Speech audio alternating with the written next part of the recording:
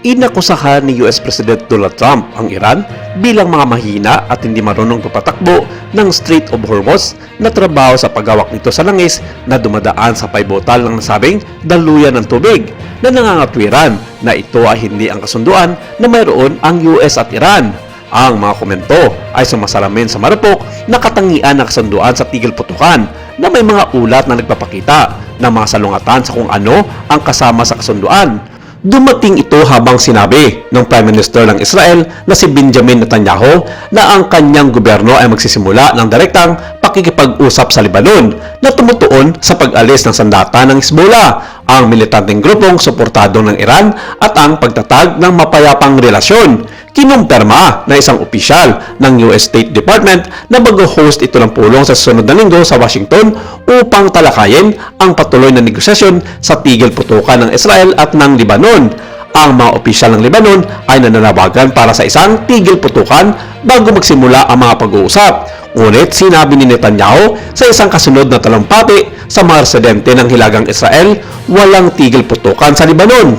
Matapos pagpatuloy ang mga pambubomba ng Israel sa Lebanon sa buong Huwebes na tinatarget ang inilarawan bilang mga lugar ng paglulunsad ng raket ng Hezbollah sa timog, ang mga pag-atake ay lumilitaw na pansamantalang huminto magdamag sa rehiyon. Sinabi ni Trump sa isang panayam na titigil muna ang Israel sa mga ginagawang pambubomba nito sa Lebanon upang suportahan ang usaping pangkapayapaan ng dalawang bansa. Ang mga pambobomba noong Huwebes ay humantong sa mga bagong babala sa pagbikas para sa mga residente sa southern suburbs na kabisera ng Lebanon na Beirut.